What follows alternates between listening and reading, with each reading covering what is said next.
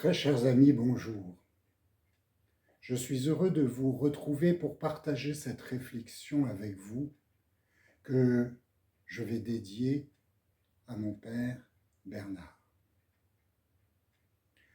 Lors de mon oraison quotidienne, je méditais sur les paroles pleines de sens et de profondeur de Dominique Lacordaire, le fameux prédicateur de Notre-Dame de Paris avant la Révolution de 1848. C'est cette année fatale qui vit la chute de Louis-Philippe et entraîna la Deuxième République. Cette réflexion est très simple, et vous la connaissez. Elle dit ceci, en reprenant les paroles du Deutéronome. Honore ton père et ta mère afin de vivre longtemps, longuement. Que signifie cette parole pour nous aujourd'hui? Eh bien, ces paroles, elles s'appliquent aux nations comme aux individus. Tout peuple qui veut vivre longuement doit honorer ses ancêtres et garder avec fidélité le dépôt des traditions de vérité, d'honneur et de justice qui lui ont été léguées par leurs ancêtres. Que signifie pour nous aujourd'hui le mot « père » ? Pour chacun de nous, il possède un sens différent. Que l'on soit un homme ou que l'on soit une femme, que l'on soit issu d'une famille monoparentale ou d'une famille unie, le sens est différent. Les sens sont multiples et chacun est revêtu de l'individualisme de celui qui l'énonce. Aucune expérience n'est parfaite, aucune expérience n'est à proscrire. Nos pères, c'est notre patrie. Aimons, honorons nos pères, aimons, honorons notre patrie.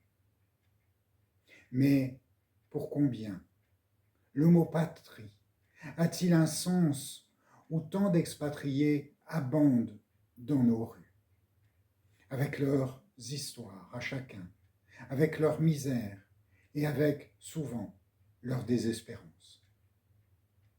C'est Dieu qui fit les peuples, et c'est Dieu qui les a dispersés sur la surface de la terre au jour de la tour de Babel. C'est ainsi que nous relate l'Écriture. Et c'est lui qui donna à chacun sa part du monde. En même temps que Dieu divisait les nations, il leur assigna leurs limites et leurs frontières, afin que chacun soit chez lui et maître chez lui.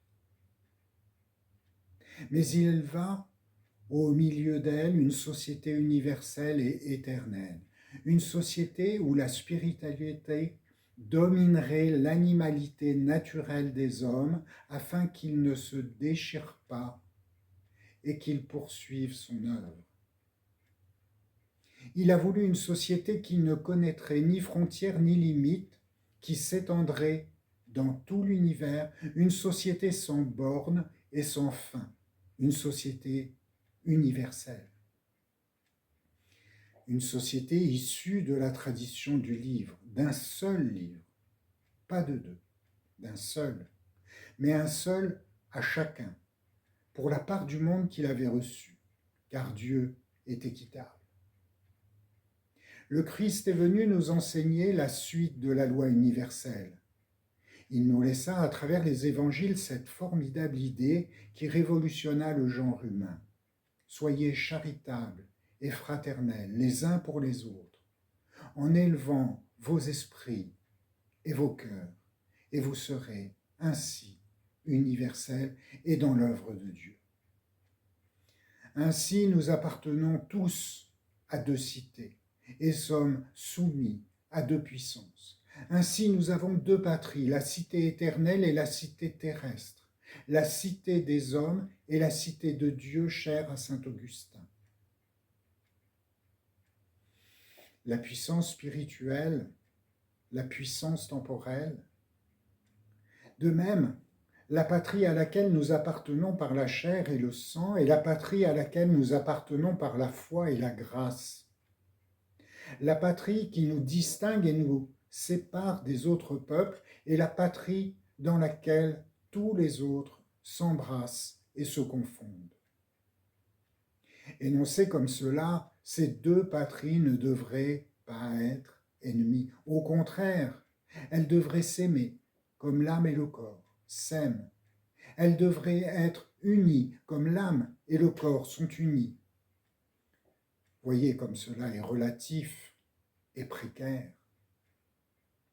L'âme aime le corps auquel elle est unie, même si ce corps se révolte souvent contre elle. Pourtant, ils sont tous deux issus de la même patrie spirituelle.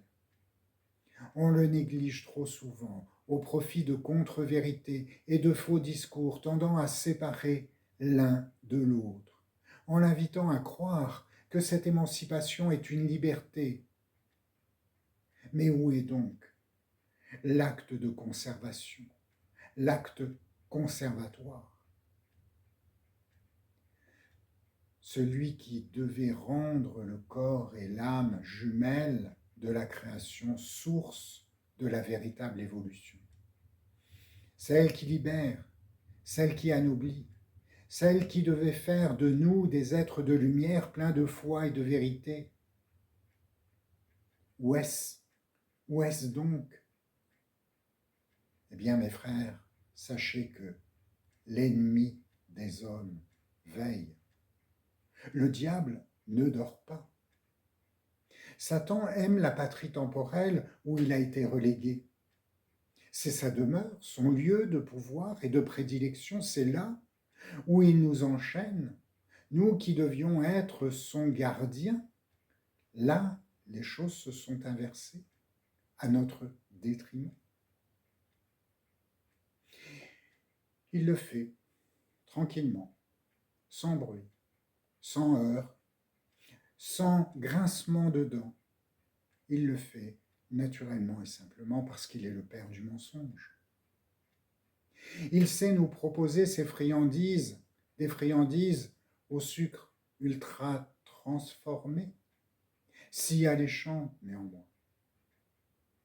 Ces friandises, ce sont l'orgueil, la vaine gloire, l'avarice, la gourmandise, la colère et l'injustice, la médisance et la calomnie, la concupiscence et la luxure. Juste assez pour alimenter des guerres éternelles entre frères, juste assez pour détruire l'œuvre divine et retarder l'homme dans son évolution.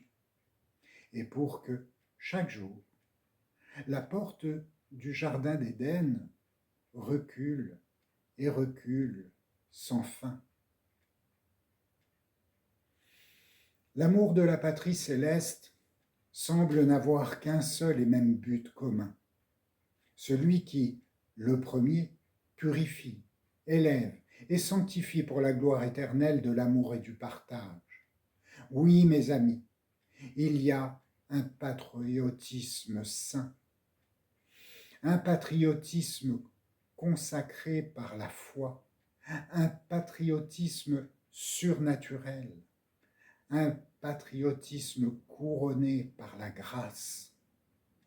Comprenez qu'en invoquant l'intercession de la très sainte Vierge Marie, notre Mère céleste, nous parviendrons à sortir de l'exil, de cet exil dont nous parle le psaume 137. Rappelez-vous, au bord des fleuves de Babylone, je me suis assis et j'ai pleuré.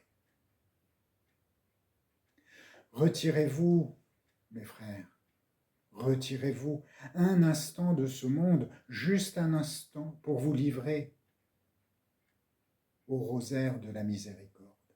Cette œuvre, cette arme magistrale, nous en avons tous tant besoin. Rappelez-vous ceci. Dieu prend le temps de vous écouter si vous prenez le temps de le prier. Et arrêtez de vous baser sur le regard des autres pour faire vos propres choix.